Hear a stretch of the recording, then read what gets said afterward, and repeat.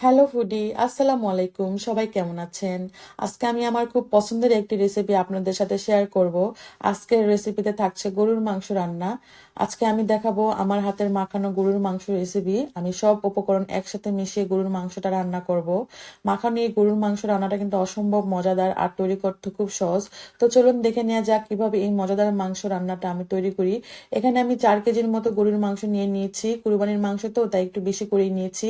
এখন আমি এক এক করে সব মশলাগুলো দিয়ে দিব।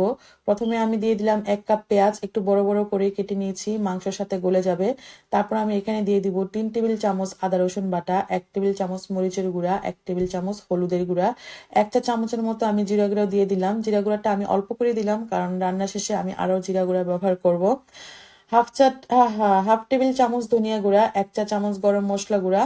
এখানে আমি আরো কিছু আস্ত গরম মশলা দিয়ে দিয়েছি, সবুজ এলাচ, দারচিনি, লবঙ্গ, কালো গোলমরিচ, কালো বড় এলাচ, জয়ফল, জয়ত্রী, তেজপাতা, স্টার মশলা। এগুলো সব এখন আমি মাংসের মধ্যে দিয়ে দিব।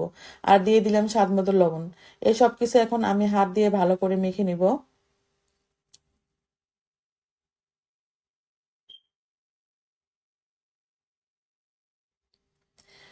এখানে আমি 1 কাপের মতো সয়াবিন তেল দিয়ে দিলাম। এখন আমি আরো ভালো করে মেখে নিব।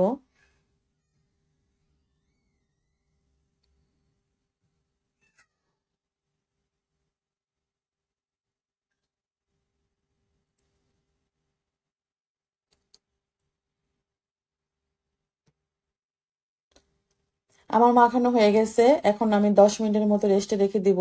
আর একটু সময় নিয়ে রাখতে পারলে বা আরো ভালো হতো, আমার কাছে সময় ছিল না। 10 মিনিট রেস্টে রাখার পর আমি এটা চুলাতে বসিয়ে দিয়েছিলাম, এবং চুলাতে দেওয়া 30 মিনিট রান্না করার পর আমার মাংসটা এই পর্যায়ে চলে আসছে। আর মাংস থেকে অনেক পানি বেরিয়ে আসছে। আমি চেষ্টা করব এই পানির মধ্যে মাংসটা রান্না করতে। তারপর যদি না হয় তাহলে আমি আরো কিছু পানি অ্যাড করব। এখন আমি কিছু শুকনা মরিচ আর কিছু কাঁচা মরিচ দিয়ে দিব। ভালো করে নাড়াচাড়া দিয়ে মিডিয়াম আঁচে আমি রান্না করব আরো কিছু সময়, সিদ্ধ হওয়া পর্যন্ত।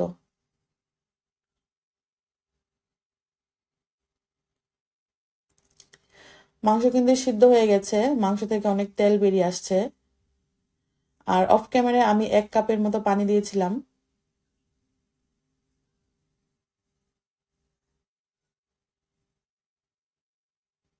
এখন আমি একটা রেডিমেড মশলা দিব। এই মশলাটা মাংসের মধ্যে অনেক সুন্দর একটা গ্রান বের করে। আমি আরো 2 চা চামচের মতো ভাজা জিরার গুঁড়া দিয়ে দিলাম, আর 1 চা চামচের মতো গরম মশলা গুঁড়া দিয়ে দিলাম। এগুলো সব একসাথে মিশিয়ে আমি 15 মিনিটের মতো আবার ঢেকে রান্না করব।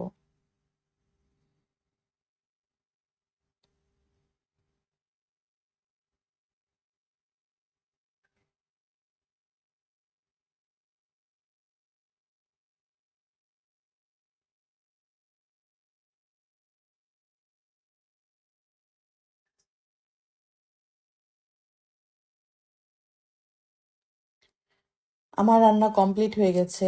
আমি চুলা থেকে নামিয়ে নিয়ে আসছি। আর এত সুন্দর একটা স্মেল বের হচ্ছে, কি আর বলবো।